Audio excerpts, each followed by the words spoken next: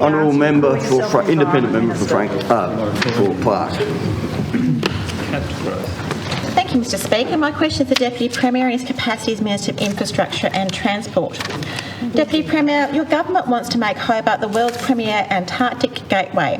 But are you aware of mounting concerns in the Antarctic community that the poor condition of Hobart's working port and Macquarie Point could see the icebreaker Nuina decamp to better facilities in Fremantle in WA or Christchurch, New Zealand? And that the Hobart's entire Antarctic and Southern Ocean sector, worth $160 million to our economy and 950 well-paid jobs, could disappear over the horizon as well. Half of the wharves at Macquarie Point, Hobart's last bit of working point, are basically unusable. This deterioration did not happen overnight, but over years. Deputy Premier, when will Tasport submit its business case for the $240 million wharf upgrade to Infrastructure Australia, which has listed the project as national priority? And given the urgency of this upgrade and fears we could lose Nuina, Icebreaker and Hobart's Antarctic gateway status to better ports in WA or New Zealand, why hasn't the state government formally raised a Hobart port upgrade with the new federal government? Minister for Infrastructure and Transport.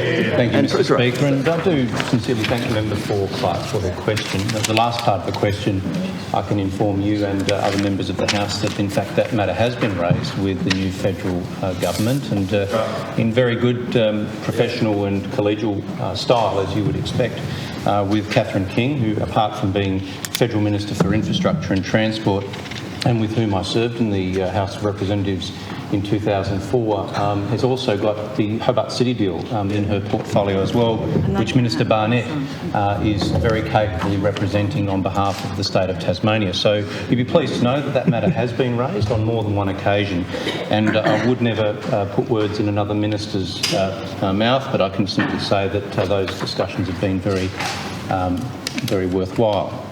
It's the case, fortunately, that the master plan that's been developed by our government and Tasports for the whole of the state has been released, publicly available, and the vision for the Port of Hobart, developed by Tasports under this government, was released in March of last year. I'm really pleased, as you are, that the Port of Hobart redevelopment is a national priority now. That's a result of that work. And that what that effectively does is shortlist for the Commonwealth's consideration future funding priorities. We're red hot for that major redevelopment.